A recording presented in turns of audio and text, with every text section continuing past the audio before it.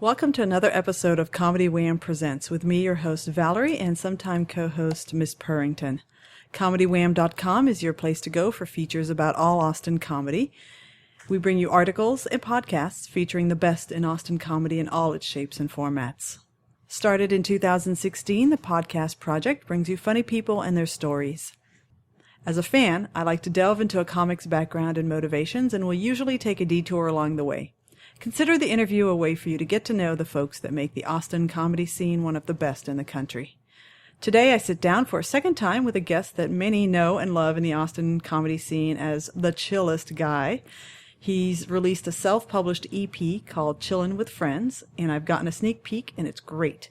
It displays his talent for storytelling. In fact, that talent is on display on his showcase and podcast, The Listening Room, which explores the long-form story. I really enjoyed talking with our guest the first time around when I wasn't prepared and had never seen him perform before. But this time around, I've seen him perform, I've listened to his album, and so this is going to be a great conversation.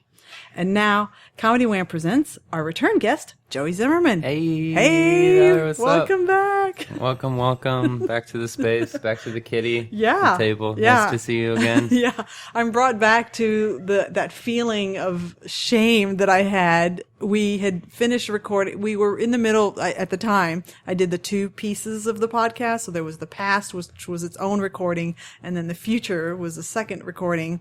And I remember in the middle of the past just being mortified that I had never seen you perform on stage. I showed you that quick little 5 and then minutes. you showed me the 5 minutes. I'm like, okay, now I feel a little bit better, but I still feel I feel like Daniel Webb just brought me to you, and he was like, he's really funny. So I think he vouched for me. Right. And I was like, oh, you haven't seen some jokes? I got some jokes. Oh, here they are. Yeah. So it was a good, like a have it and then have. It was a fun transition. Yeah. And just as a backstory, you came from Nebraska, so you're sort of part of that whole Nebraska crew, but you came at a different time than some of the other Nebraskans. They would come back and do shows, and they kind of sort of just left when I was already just about to begin. Mm-hmm. So people would name drop people to say those who kind of people are out who moved, going to different cities, and when they'd come back, I'd kind of pick their brain, see what they thought about it. Yeah, and then I traveled, did a little road trip, and stayed here for like a week ish, and I liked it a lot. Yeah. So now I'm living here, going on in October. It'll be 4 years. Yeah, living in Austin, and it's been pretty good so far. I think it suits you well. Yeah, you think so? Yeah, I don't mind it. For good sure. City. Yeah, I think you could probably get away with wearing tie-dye T-shirts every single day. And man, I need to make a new one of those. I gotta get back into it, the game. Something that I haven't changed, but I will spare you unless you want to update it. As I usually start off with that icebreaker question of one word to describe your past. And I always change, I suppose. Yeah. Do you want to hear sure. what you said 2 years ago? Yeah. What did I say 2 years ago? You said wonderful. It was wonderful. It was my past. Yeah. It's not wrong. Yeah. I wonder if I have another word. I actually was thinking of that as I. Oh yeah. I was like, I think I did that past future thing. What word? When I was like, I forgot what it was, and then hearing that, I'm like, that sounds like something I'd say. Yeah. Past. I wouldn't change it. I wouldn't change it. What did I say for future? So the future, I'm willing to wager that this one has changed. Your future was uncertain. Which seems so contrary I was in a mood. to that does not seem like the Joey that people know and love today. I mean, he's not wrong. I mean, everything's uncertain, so to a point. Yeah. It's kind of arbitrary. Yeah. The future, probably the same thing as wonderful. Yeah, change. It's the same. Same. Yeah. Fun. New things. Yeah. New ideas. Yeah, new projects. Yeah. Looking forward. I don't know. One word. Some type of word that means like surprise, but like in a good surprise. Mm-hmm. Like I don't know. Oh, words you are can pull back escaping me, the veil, and there's like a circus going on. Mm-hmm. It's like, oh. A treat? Yeah, a treat. Yeah, something silly. I don't know. No. Hopeful, but that sounds too kind of longing. Or like wanting things to be better, because things are pretty good. Yeah. Things are all right. Yeah, I wonder if, like, I feel a certain amount of stress asking you to deal with the fact that you said uncertain back then as your future, because I feel like maybe people approach you and they don't ever want to stress you out because you were just so chill about things. And I mean, is that a mischaracterization that you are so chill about everything? Does anything stress you out? Man, I think me and my girlfriend have some fights about that sometimes, because she's like, do you just not care about anything? I'm like, I do. I just let things slide off, or I forgive things, or it's like, yeah, I mean, yeah, I try not to hold any grudges. I wouldn't say it is kind of a mischaracterization. Well, I mean, uncertain doesn't have to be somewhat negative. I mean, I suppose it's, it has its own kind of like hopeful connotation to it. It's like, yeah, you never know what's going to happen, but it does have like also a part to it that feels like maybe nothing could ever happen at all. And it's like, it's dark and it's true, but it's, I mean, yeah, I'm like, comedy wise, nothing really gets too dark, or, storytelling wise, some stories are some get to that point, but that's like, I don't know, depending on the story you want to tell, if you want to like get something like that across.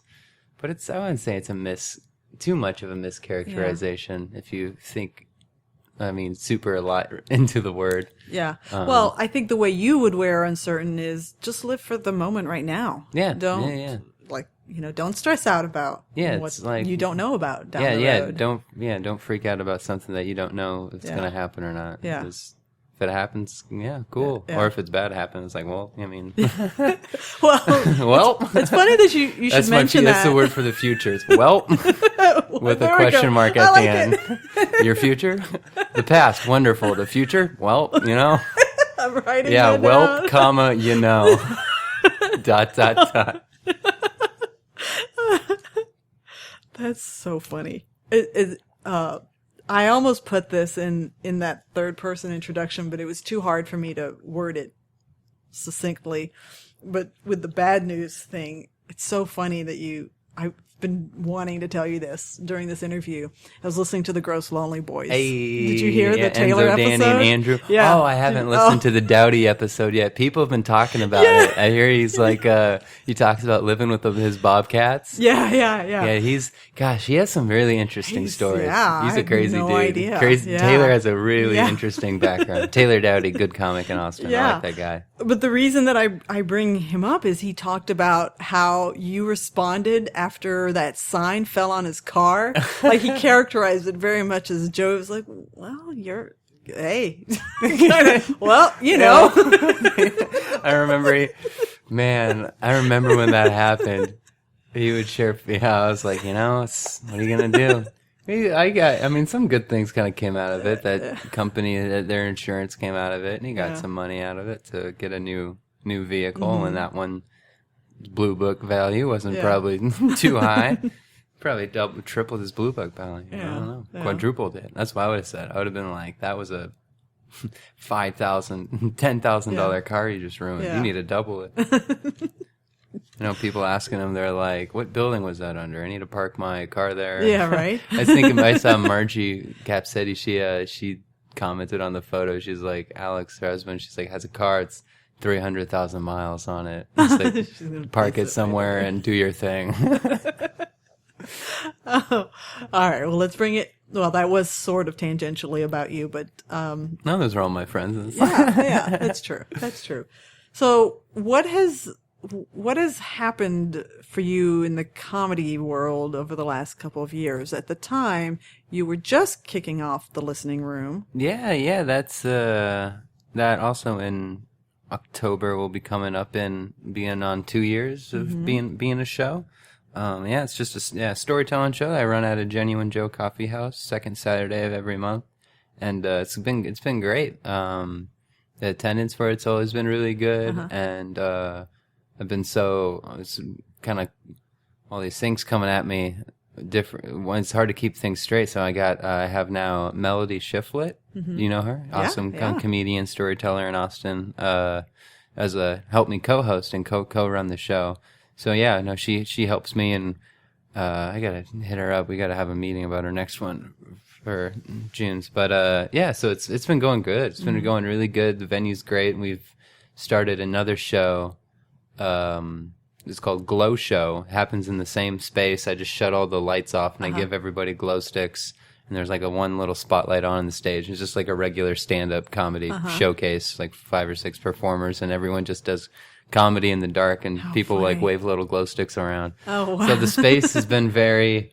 Josh Brown, owner of Genuine Joe's, he's really awesome and really likes the ideas and like the fun events I get to work on doing there. And yeah, it's been going really well. I've been doing that happens the 2nd and 4th Saturdays of every month.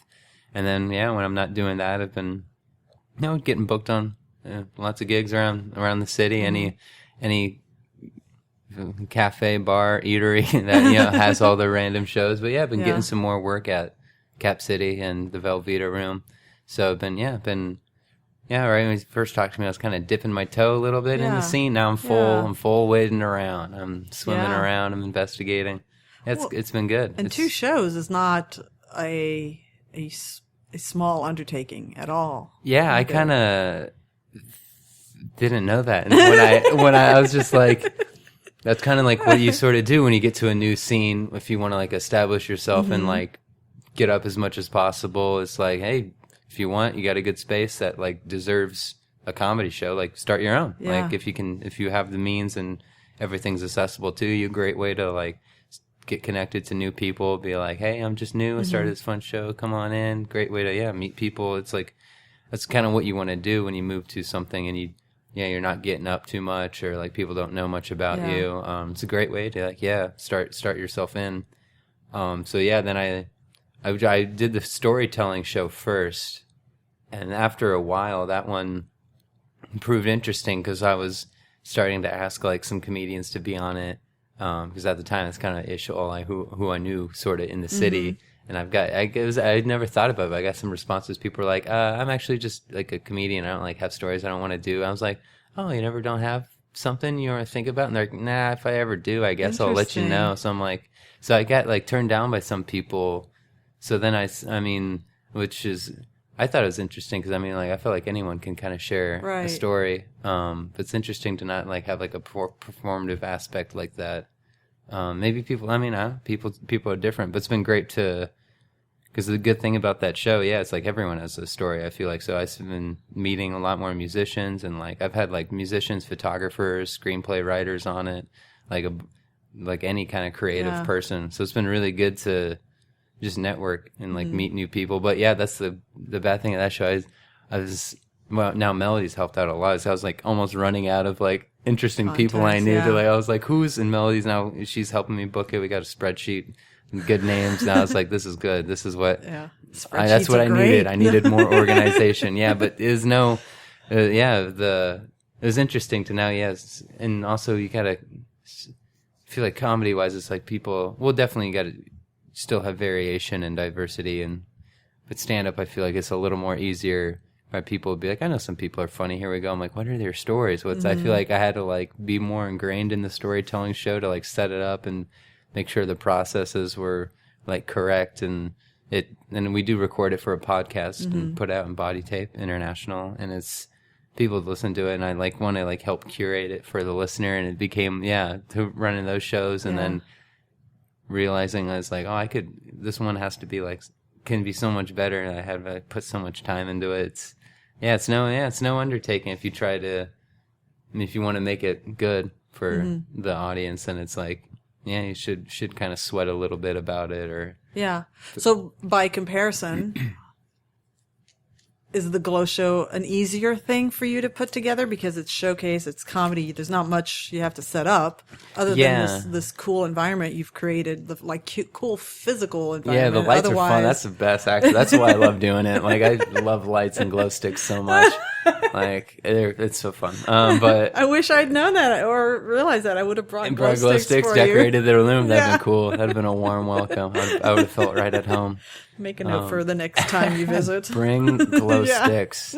Quantity, question mark. I feel like because the storytelling one, also with help from Melody, because she would now host it and then do some hosting duties and like share a story. So sometimes I felt like I had to bring a new story every time. And like the first couple, yeah, it's like fine, because like I never did storytelling really until I kind of started that show. So like one of the first episodes is like one of the first times I like shared like a story, and not like, well, I've done like public speaking and like speech and debate all throughout like my life growing up in college and high school.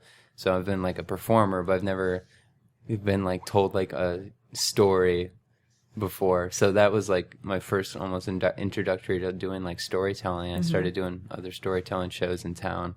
But yeah, it felt with stand up, show. I just felt like I know that's what I do. So I was like, I know friends in town who are funny. I can book 5 or 6 different funny people every month for sure. Like storytelling, I was like, ooh, now I'm like, what's this new thing? Yeah. I gotta curate a story every time, and I gotta do one and like host it, and then I'm like, oh, maybe they don't have to be funny all the time. Let me try exposing part of myself that I definitely don't get to do doing stand up. Do like a more serious kind of like cathartic share, and that's been really that's been a great tremendous experience to like start that show and be able to create an avenue for something that I like wanted to like share somehow and do, and it's helped me do that. And I want to like hopefully write all these stories out and like change the perspective, so it's just not like it's like more like he, she, throw them in some third person narratives and try to make like a book of short stories out of like because out of like the whole listening room, I think I've shared like 10 or so like different kind of stories, and like definitely part of those can be shortened up or lengthened up a little bit, and I feel like I could help make a like a collection. So that's like even a new idea. That show has like helped me kind of almost think about and start, because I've written some of them out like halfway and part way, but it's definitely a new like goal that I was like I'd love to like make a book sometime. There's like another project I want to do too. I don't know if I can get 2 done in a year. I don't know how productive I can be, but so I want to. It's been. So with the difficulty of like doing the new show, this new stem of an idea has now become a full branch and an idea thing that I want to hopefully make. That's so cool. So sometimes challenges turn into perhaps something cool in the future. Right. Have you had people who've done the listening room who have come to you afterwards, maybe not that night, but week, whatever, month later, and say, I really learned a lot and I thought about things differently since doing that? How long do you give people to tell their stories? To like shit on the listening room, how long do you give? I give people like between like 10 and 15 minutes. Okay. And afterwards it's great. People, all the audience members usually talk to performers. They're like, that was great. I love the experience. And people leave nice comments on like the iTunes review thing. It's free up on iTunes. Go download it, or wherever podcasts are. Body Tape's great. They put it out on like a couple different podcast networks. Like I forget them at the moment, but they leave nice reviews. Like it's been a great show. People like it.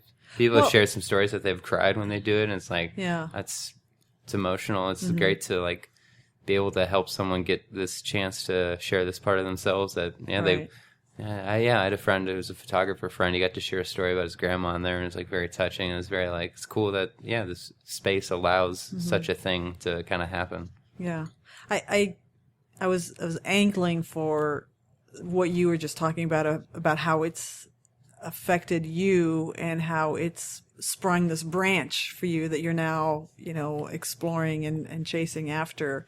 And I just wonder if people have allowed themselves, after they've told a story, to say, oh, like, let's just use as the example, the stand-up comic who maybe generally works in the 2 to 3 to 5 minute story, and it's all focused on punchlines, or the one-liner type of comic who goes through the experience and then realizes there's a lot to be learned from having gone through that process. Yeah.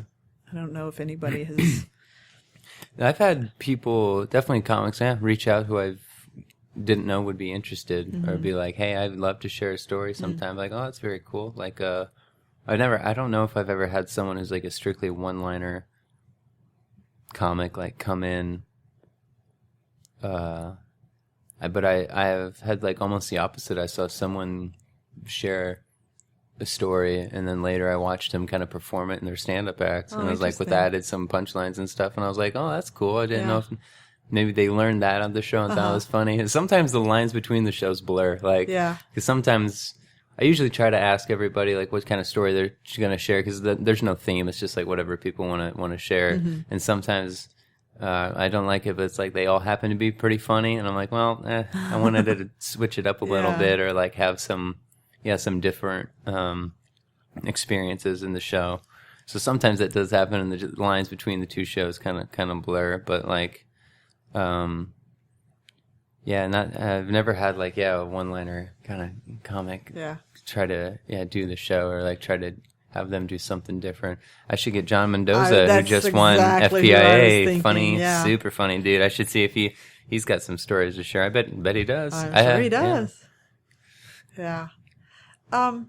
It's a testament too for you that you're about to hit the 2-year mark, because we all know, having observed this comedy scene for years and years, that there are shows that come and go. Yeah, it's good. Yeah, it's mainly the testament to the venue. It's like that coffee house is like awesome. Such an awesome little space. Yeah. And that room is just like a little, it's like a separate side room that has like some tables and some chairs, and they had a PA speaker there that I would borrow sometimes to run this show at a brewery show, like that is now past. And because the brewery people would always like rent their speaker system out like day of the show, and I'd show up and they'd be like, oh yeah, you don't have any equipment. I'm like, why do you want me to do this show and you do things like this? And so I go to Genuine Joe's and always borrow the thing, and Josh, the owner, he was just like, you should just do a show here instead of going. I was like, you think people, and he's like, yeah, we could switch around the chairs in the spare room, and and I was like, I could put a tapestry up and some lights. So it was a real good like collaborative effort. And now they're starting to have like tonight some like a couple of guys with like some electronical midis and some beat equipment. They're making like, they're doing some like house music, like lo-fi hip hop night there. So like they're starting to have like music events, and they're starting to do some like cool stuff. So it's cool to like, because when I first sort of started that show, it was owned by these two dudes that I think they moved away to Denver and gave the ownership over to Josh. And so he's been trying to curate some events and do some cool stuff at the shop. So it's cool to, have a show almost be like 2 years old. And that's fun. That's a fun show that people like. And I feel bad right now because I have like 3 or 4 episodes that are on the back burner, about to get put up. But Ethan and Donna, they're so busy. And people who on past shows or who like listening to the podcast, they message me and they're like, hey, when's my episode coming up? Or friends are like, hey, when's the next couple episodes? I want to listen because you haven't put any out in a while. I'm like, I'm sorry, I gotta get my life together. I'm sorry, so many branches. I gotta. Oh, and it just it didn't really dawn on me that it's not just the comics who are hosting the show that might come and go. You really have to be, there's got to be coordination with the owners of the venue too. There's always... like me and that guy in the brewery are definitely not on the same page, like mentally or like conversationally. Like I was like a really good friend with like one of the guys who was like a brewmaster there who helped kind of book the show, and then I met the owner of the guy, and he was whatever. But Josh at the shop, we're like this, we're the same. He's a very happy, positive, really good energy kind of guy, and it shows in that shop. That shop is great. All different walks of life go in there, and they always have fun. They have fun decorations all over, and it's not too big. It's like a quaint little spot, not like a super big. They have local Fricano's sandwiches is in there. And that's a good deli. Somewhere off like 30th in Guadalupe. Somewhere down by campus. Good sandwich shop. But they got a little fridge there, and they have little Fricano sandwiches.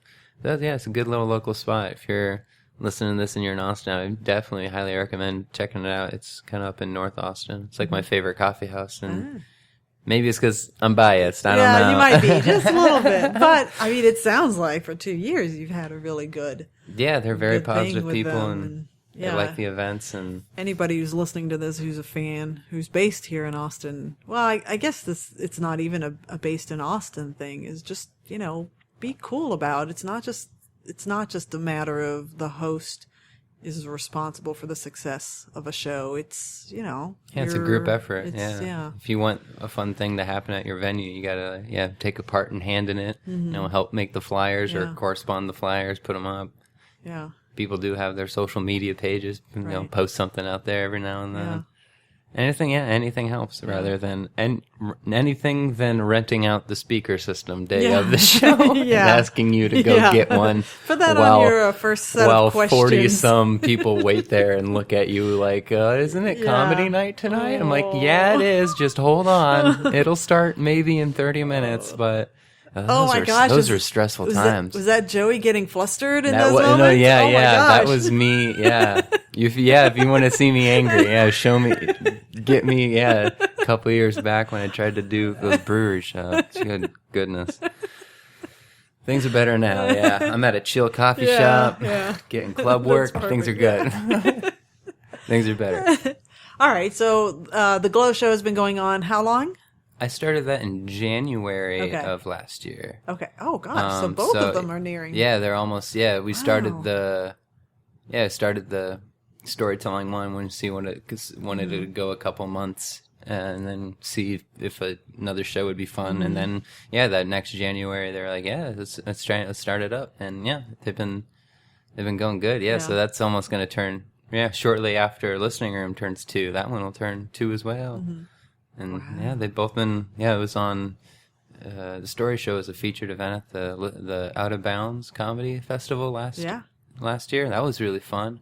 I got to meet some people from who have been on like Drunk History, and Katie Rich, who was a writer for Saturday Night Live. So they got to be on the show, and that's also the cool thing about the show if you come, because some people share stuff that isn't ready yet, that they don't want to talk about, and some of those people, Katie Rich, she shared something that wasn't ready yet, so people in that moment got to hear something that wasn't, I couldn't publish it, so it was a very, and she it wasn't a funny story, it was a very intimate kind of a scary moment story for her, so, and she was the last performer on the evening after a murder's row of really talented people that I got to meet, and so that show has been super awesome to help build off of, and when I shared it with these comedians that came in from LA and in New York to be on it, they're like, this is a great show, this is super fun, I totally, when the recording comes out, tag me in it, send it to me, I'll put it out, and everyone did it, and that episode got a bunch of listens. I was like, hey, that's cool, it's fun to make something that people listen to and enjoy, it's fun to people want it to be on a festival. It's cool. It's fun. That's great. Heck. Sure. When did you start thinking about what's the next project for that you? kind of always is.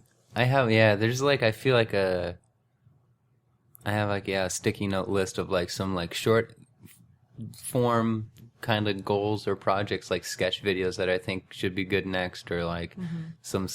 I like going to Rob Gagnon's Sandbox every Tuesday at the Fallout, experimental comedy. I like going there, trying something weird, trying something new. I've only been able to go to one Sandbox because it's Tuesday nights. And it's an odd night. But I did get to go to one, and you were on that one doing Is It a Bong? Yes, yes. It was I so love great. that. I'm I've added a couple more slides to that. I can make that last 15 minutes or 20 minutes long now. It's fun to. It's been really. That's a new project I love to do. I haven't gotten to do it yet. I've done it for a couple of different performances outside of that theater, but I'd love to sometime get a somewhere in between a 30 plus 45 minute set and be able to do maybe stand up for the first part, and then at the very end bring down the projector and do Is It a Bong or a Lamp with everybody. If you don't know, it's you ever seen a bong or a lamp and they sort of look alike? Couldn't one be sort of the other? It's just a game show like that where I Photoshop parts out of lamps or bongs and I make the audience guess what they think it is. And then I click the slide and then you see if you're right or wrong. It's a good, there's a video of it on YouTube just called Is It a Bong or a Lamp? Or search my name, Joey Zimmerman. It's on there. I'm glad you like, that's awesome. Great. My boss from my day job talked to me the other day. She was like, I watched Is It a Bong or a Lamp? And she's like, it was absolutely great. I was like, yes, that's how I know things are good. Isn't it nutty how sometimes just the simplest notions will create the funniest moments? I'm glad, I picked up on that. I'm trying to add some more to that. That's a fun new project. I like throwing that in if I want to do like a longer set, like when I do longer sets, I like throwing stand up and storytelling. So all these sometimes I didn't almost like think of it until like after I kind of already made them and stuff. And I was like, I feel like I sat down, I was like, I wonder how long I could go if someone asked me. I'm like, well, I could do all my jokes. Not even just like the weed half hour. I have my regular comedy, and then like plus maybe a story, like any story, or Is It a Bong or a Lamp? I'm like, I could probably go for a while. So it's been good to like create these projects because you give yourself all this material and all this experience. So it's like it's fun getting work. I mean, I can go to a stand-up club. I can go do a storytelling event. I can do some weird show where if you got a projector, I can go interact in the audience for this weird Is It a Bong or a Lamp game show thing. So I've been trying to not put myself in just a box of stand-up. Stand-up is like the nucleus of everything, but I feel like there's so many like things that can branch off of from just like that idea. Like, I want to write a book. I want to, I want to do more of these like weird game show kind of things. I've like, I want to do something with, I have a new project. I don't want to talk about too much, but it's like, I want something to do with like visuals, like people kind of like comedy, like with like this like type of visual element and like a kind of like a smaller intimate space. So I'm thinking of ideas.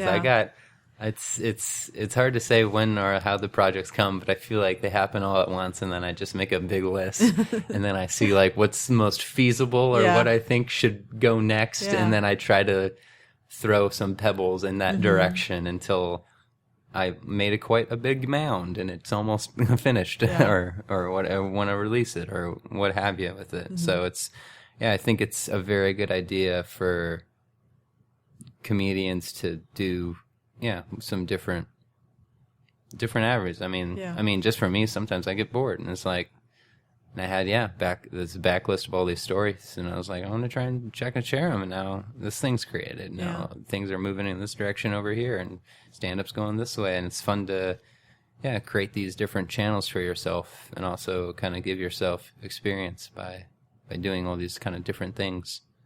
I think you're try to rack my brain. I mean, Rob is fantastic at Rob's the man. I love Rob Gagnon. Yeah, he really is a role model in that arena of experiment, and there's no wrong answer, and just do something. I'd love to sit down with him soon, like, and talk to him. I'd love to like work with him somehow. He's another guy with like some good weird thoughts. John Buseman. He's a great sketch guy here in town, and performer. Those guys. I would love to. I talked to John a little bit about sitting down and trying to like make some sketches and like film some things, because I like him. We hang out a lot outside, go to concerts and music events and stuff. And I always think Rob is like, very talented. He has really good ideas. So I'd love to work with those guys. Write some quirky sketches or something weird. Like, Rob's, that's his whole thing for that Sandbox show, is like, do something, I dare ya. Like, try something weird. It's like, okay. Like, that's so up your alley to just try something. And I think the next thing I want to film there, I did it once, but I'm a man pretending to play pool in a crowded bar. I have like a pool cue. I have the sound guy like have like just like billiards hitting each other, like sound effect, and I just have like this big white like overly large white rubber ball. It's like the cue ball, just like a bouncy ball. So like at the beginning, I break and I hit the ball into the audience. Before I tell the audience, if it gets hit, just hold it up in the air. That's all I tell them. Like if this ball comes to you, just grab it and like hold it up. Yeah. And then they learn that I'm playing pool in like a crowded area. So like I hit it. And then I'm like, oh man, look at all these people that just came in. All right. And then I'd go into the audience and I like, whoever holds it, I like awkwardly like try to like maneuver around the audience members. And I'm like, and like before I hit it, I try to like look at people and be like, oh, are you trying to go to the bathroom? Are you in line let me just move around. Are you getting a drink? Let me swing right by, and try to just do like, we have banter and before I'm like, I'm not Striper Solids. I haven't made one yet. I'm still at the table. Be like, if you want next game, put some quarters down at the table. I'll be here for a while. I'm sorry. So yeah, it's just weird. It's just like me going around the audience for like 2 or 3 minutes, being like, oh, here I'm. Yeah. Oh my gosh. So it's that show that show especially has been giving me like a great channel to like try something weird and these odd sketches or. Yeah. Do you feel that in the last 2 years you've given yourself permission to do that versus it's just the amount of time that you've spent as a comic? It's just the natural time. Do you see the distinction that because I think there are comics in the Austin scene and probably any scene that say stand up is all I do, and we all know people that are there are stand up people who also do improv, who do sketch. They're like a rare unicorn. Some that do it all. Improv and stand up, and others are just no, I'm only doing stand up or I'm only doing improv. I feel like that happens. Yeah, I feel like at the beginning you start with the whatever you started with your improv or with your sketch or with your stand up, and then from there I think you either know that's like all you want or that's all you want to do, or then you start kind of because I've been coming up in June I've been doing stand up for like 6 years, and it was like all these new projects are now coming ish sort of within the last couple of years. So I felt like it's only natural to kind of gravitate to all this different stuff.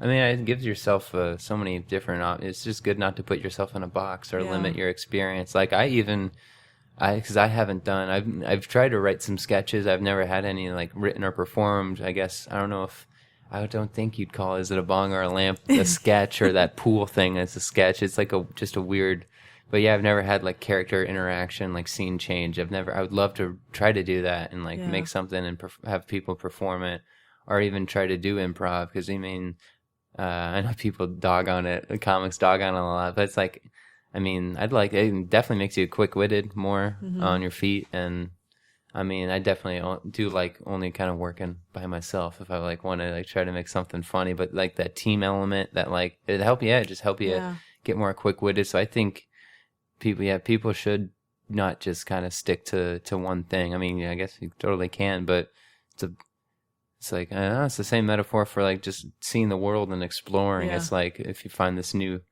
thing, I feel like it never is just like this plateau of like a straight line. I feel like you come into some whatever experience that you are in, sketch writing, improv, game, whatever weird thing, and it's like a big picture, and it's like, look at all this stuff in here, and then you kind of narrow it down to like what you like, and then I feel like after you narrow it down, then it gets big again. You find something new, and you're like, oh, now I can do.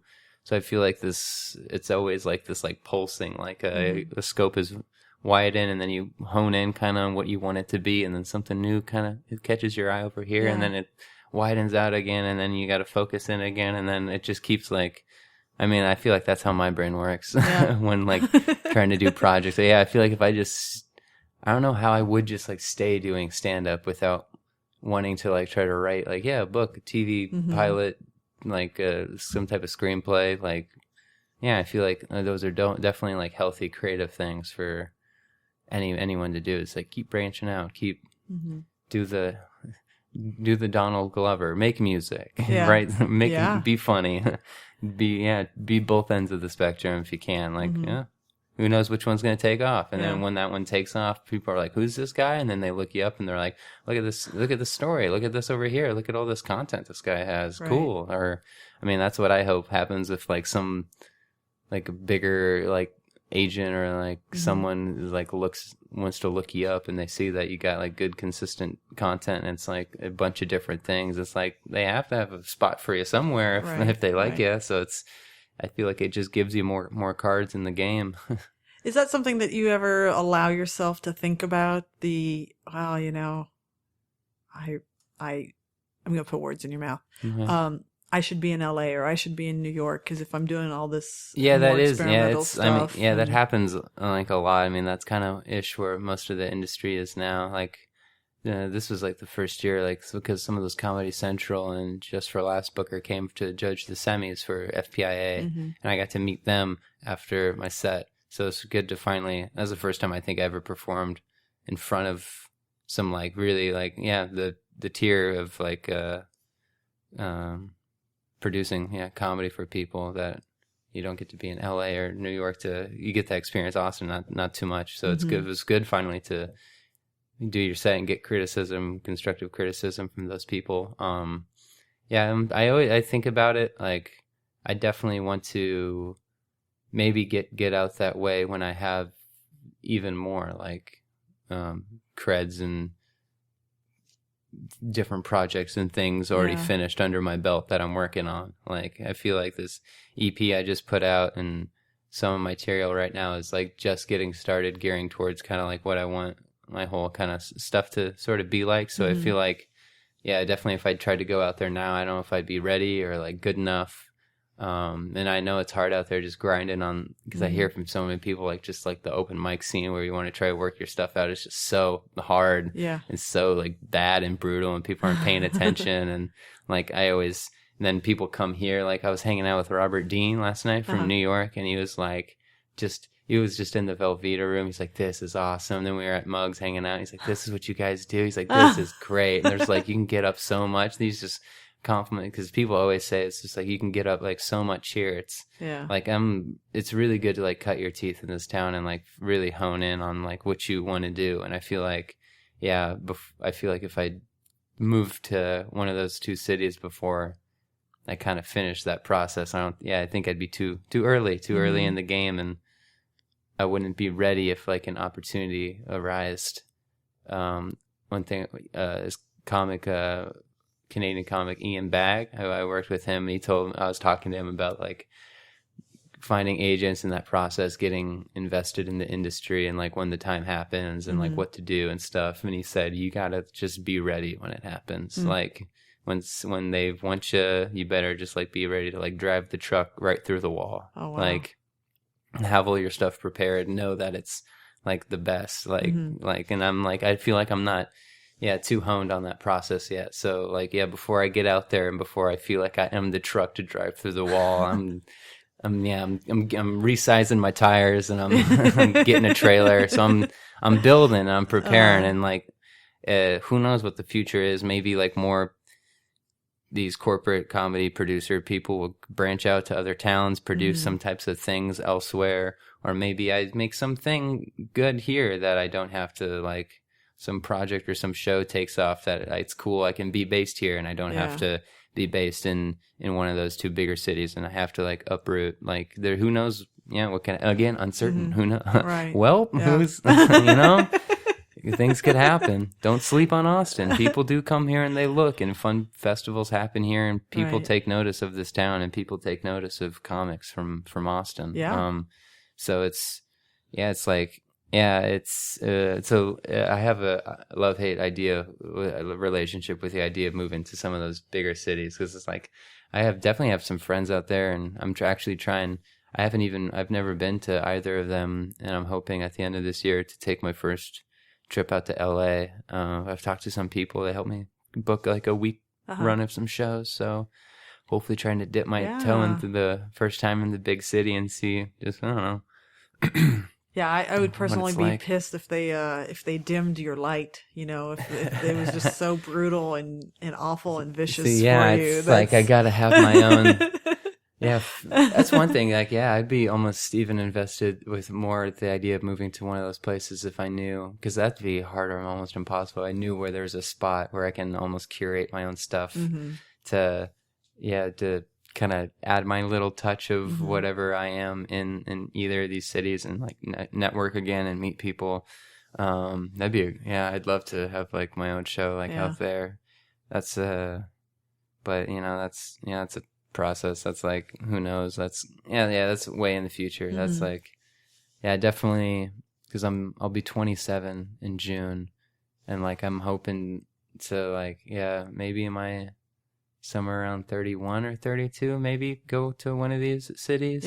So I'm like hopefully like really trained and I feel I'm Goku in the hyperbolic time chamber right now. It's a Dragon Ball Z reference. I have no idea what you just said. No clue what you just said. Goku has to beat this enemy called Frieza. Okay. And he's not strong enough yet. Right. He gets his ass handed to him. So he has to like go way up in space and like train under like this really low gravity pressure where he's like pressed to the ground. He has to like rise up under this low gravity. And he trains in this like this capsule thing that has like really high restraints on him for like, he trains in there for like a long ass time, and then he comes out and he's like, boom, look at me, and then he kicks his ass. So I'm trying to do that. I'm trying to train and come out, rip my shirt and be all muscular, and people are like, I'm like, don't worry, I'm gonna tell jokes now. By the time I get to LA or New York, I'm gonna be ripped. I'm gonna be jacked. Oh man, I'm gonna be toned. I'm gonna be fit. Wow. And I'll have more Dragon Ball Z references. Yeah. It'll be good. Gosh. Look for me. Yeah, okay.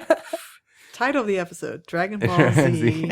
Well, well, I was going to, as you were describing the plot, I wanted to throw in, you mean the plot of Rocky? Yeah. I mean, where do we take inspiration from? For a different generation. Yeah.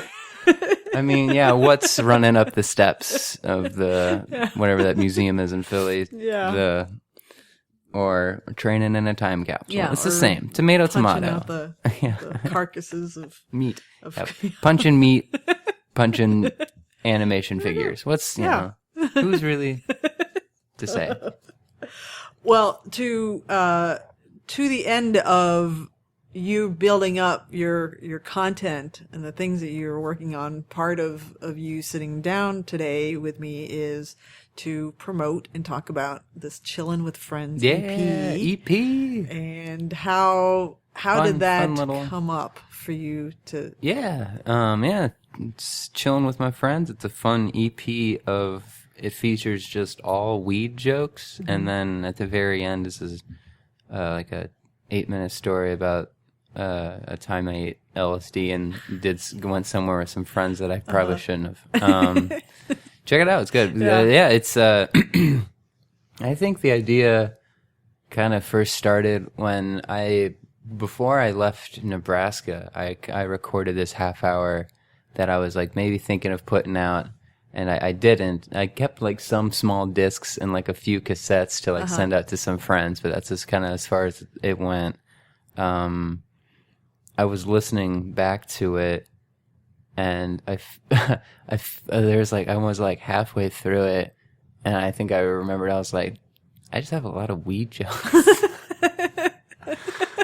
and I feel like I was like, I just have so many. I was like, and so that like, and then at the time I was already writing like all these other weed jokes, and I had that thought I felt like before, and there were some friends hitting me up at the time, because recently I went off the road. I like did a couple shows in Nebraska, and I came back sometime last year, and people were like, man, that was really funny. What was that one weed joke you said? Like, I can't find, is it anywhere online? I'm like, oh no, but I think it's that Jimmy John's one you were thinking. So people were like asking about it, and and at this time, I wanted to like kind of put, because also at this time, I didn't even, if someone were to search my name on YouTube, you would just get that comic from Brooklyn, just Joe Zimmerman. So like, I don't have any content out there, and I've been doing this for like almost like 5 or 6 years, and I knew it's like time to like start building myself and like putting kind of content out there and letting people know kind of this is like what I am. Yeah. So yeah, now I've just recently put out like my video from FPIA. I liked my short set, my 6-minute set there a lot. So now that's like my set that I've advertised on YouTube.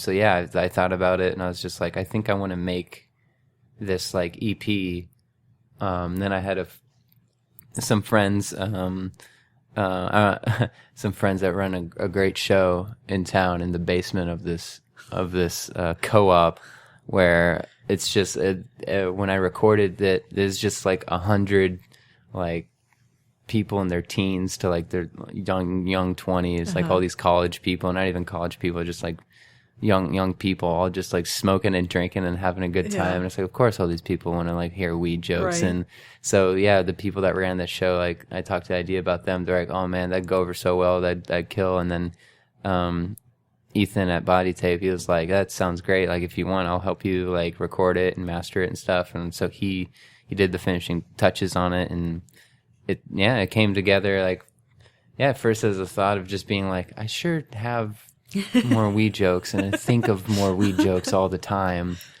I should maybe make some content about it. And I like that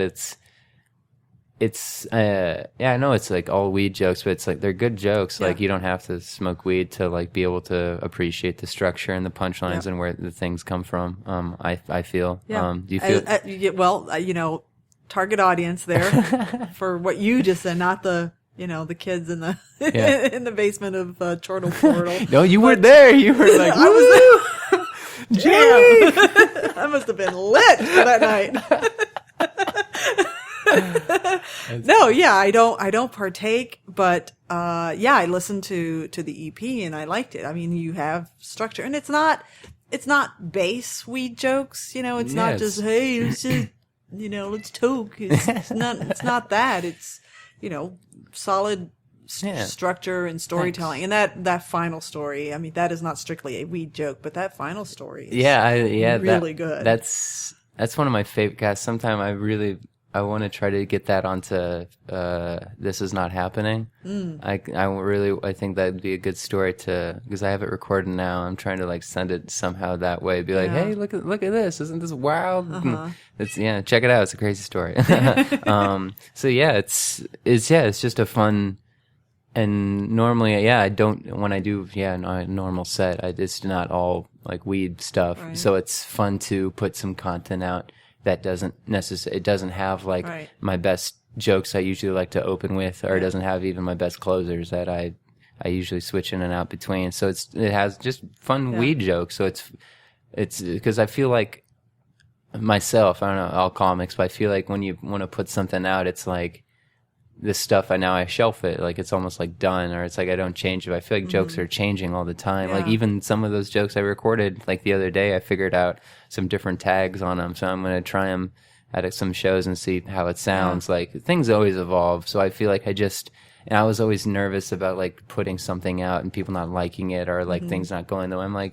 I was just like, just shut up, you don't have anything out, just like put some content out. Like people are asking about it, like I'm not expecting it to like blow up, but like people have sent some good words about it. Like I showed it to Cap and they liked it, and they want to try to get me to like feature now, so they know I can do like longer time. So it's like, and they know I have jokes that aren't all weed jokes. So it's like, look at this 30 minutes of material. That's stuff that I just don't explicitly do like all the time. It's just like a whole to interject chunk of it. You have probably the best, maybe the only Scrabble joke. Hey. Yeah, so, that's my favorite joke out of everything I've written, really. I love good. that joke. Thank you. I appreciate that. Thank you so much. See, I got everything from weed jokes to board game jokes. So. And later today, I'm doing a comedy show, a charity event for an orphanage, a foster home. So I'm doing like all clean. Like I have the material to kind of shift in between, a bunch of basement full of a bunch of stoned drunk kids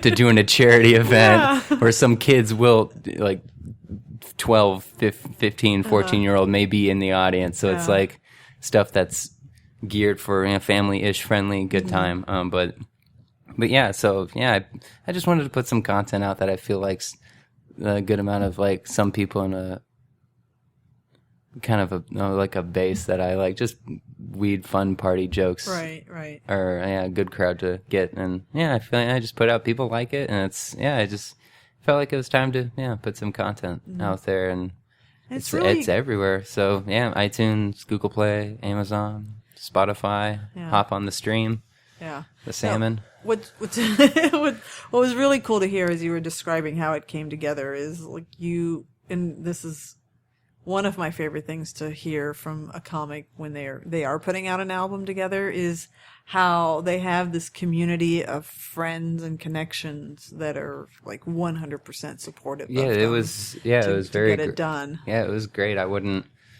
Without Ethan putting it together, I'd been lost how to I would have just recorded it through my phone and then like uploaded it through SoundCloud and put it up like, here it is, check it out. But it's like now it's on all these places, people can purchase it or to stream it.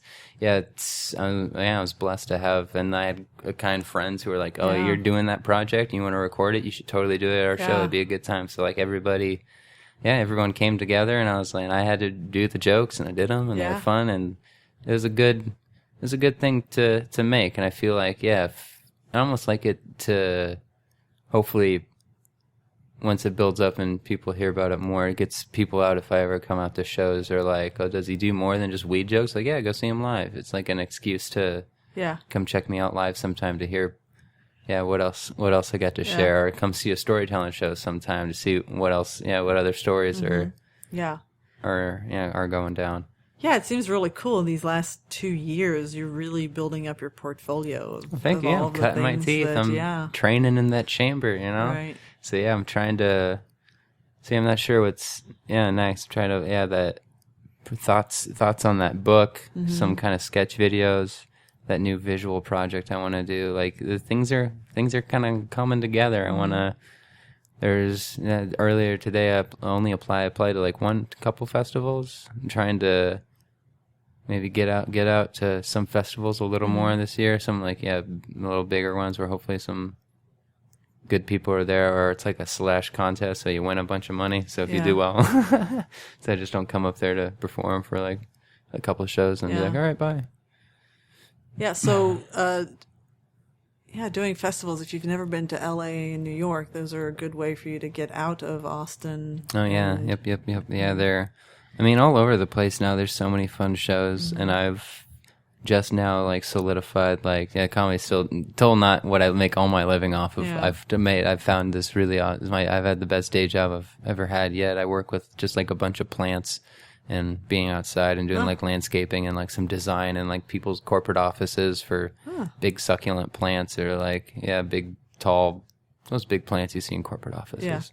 So I just deliver those around or care for them and water them. So it's a great job where I can just like be in my mind and focus on I can even I usually try to like just think of a joke a day while I do all my work, and like try to That's cool. think of punchlines about it, and every day try to make like one whole idea. My boss like likes my comedy, thinks I'm funny, so it's like they don't care, and they're paying me well, so I'm like, this is great, and they're gonna give me some paid time off soon so I can like start. And I just found a really good flight, or like a website for like cheap flights to go out to these bigger places. And I've met so many people throughout the years now that they run shows some day. This like Monday, a good show in Atlanta. Over here, a good show in Lafayette this day. Like, so I'm trying to like, I have that all written down. I was trying to put it on a map and then put little markers everywhere, and then space out some time when I have this paid time off accrued. Be like, okay, now I can maybe take a trip over a little east this way for this couple days. All right, now I'm work for a couple months and get some little couple days off. Be like, all right, now I can go over here a couple days. So I'm trying, definitely am, because I feel like when I first moved here, I was like, it was so hard. I've had like 7 or 8 day jobs since like being in this city. Like it was trying to find something that fits well is hard. And it's like I saved up before I moved here, and that helped out a lot. And like it's finally good to feel like solidified in like a good day job that doesn't inhibit me creatively at all. Right. I mean, it's fun to like, I'm out in the sun most of the, like early in the mornings, and then I'm walking around in these big corporate offices and campuses during the day, lifting plants. I'm like getting exercise, being out and about instead of like, just like sitting around. So it feels good. But by the time I get off, either I have a show or I'm thinking about a mic and I'm like energized and I'm like, what's going on? I thought of this new idea all day. I want to try it somewhere. So I feel like, especially these last couple of years, like I have a lovely girlfriend. We live together. We got 2 lovely cats. They didn't get along, but now they get along. They cuddle. Good. They lick each other. It's so sweet to watch them go from fighting to licking each other, but then back to wrestling and then back to licking each other. So things have been going well. I'm definitely getting more solidified in living here and being here. These new projects, starting to get some more club work. It's things are coming together, and it's going. I'm so happy for you, Joey. Thanks, Thank you my gosh. So much. Thank you. I mean, not that things were bad 2 years ago, but just now, just being new is. Oh my gosh! Thank you. The work, the pursuit of the comedy things, these new projects. I try to keep myself. Cool. Try to keep yourself busy. You know, try to push. Find your limits and try to break through them, or create a new limit for yourself. You know, Yeah. Wow. Oh my gosh. That was a good talk. I like this. This is great. Yes. Come back again soon. Oh, I will. Yeah. Whatever new project cranks out. If it's And thank you for reaching out to me. I think people I'd love to talk forget to you. that I'm more than happy to have somebody come in and promote their thing, and definitely we'll do this little mini therapy. Yeah, we can hang out. A good conversation. Exactly. You get some chocolate. Let the record show. I got some golden Hershey's here, and I've been. Yeah, you have. I'm munching on them. Cue chocolate sound as I put a couple into my pocket. Please, by all means, more for you, less for me is a good thing. I'm gonna wrap us up. Hang on, because I'm going to give you a chance to promote everything. Well, that's fine. That's okay. And we're going to go with your future word is, now is it well or is it whelp? What do we go with? I think well. I feel like whelp. Okay. Whelp is like, whelp sounds kind of like a downer. Yeah. Whelp. I think well is just like you know? Exactly. Make it what you want, you know? Exactly. Take it by the reins and shake it into what you want. Yeah. That is a wrap on Comedy Wham presents Joey Zimmerman. Tell us where we can find you on social media, and please promote your shows and projects. Yeah. You can find my where I update shows and listings and fun stuff on Twitter and Instagram at Joey Zims, just Joey Zimmz. My EP, Chillin with My Friends, is available everywhere. And I'm just chilling with my friends with Joey Zimmerman. Search that into Google. It'll come up on YouTube, iTunes. If you like supporting me, buy it somewhere or just stream it. Have a good time. Listen to it. I have a residency at Genuine Joe Coffee House in up north Austin, Texas. The 2nd and 4th Saturday of every month. There's either a storytelling show or stand-up comedy show free happening at 8 p.m. And it's always a really, really great time. And if I'm not at Cap City or the Velveeta Room or a random brewery or cafe around town, you can find me there. If you love comedy in Austin, Texas, come out to a show. I'd love to meet you. Thank you for giving us a listen. Yeah. We hope you've enjoyed hearing about how Joey got to be the comedic genius that you heard today and his growth over the last 2 years today, just as much as I have. Be sure to visit ComedyWham.com, give us a follow on Twitter and Instagram at ComedyWham, and like our Facebook page. You can listen to past interviews on iTunes or your favorite podcast player. Review us while you're at it. This has been Comedy Wham presents Joey Zimmerman. I'm Valerie, and that's been funny. Hey, take care. Thank you, Joey. Thank you.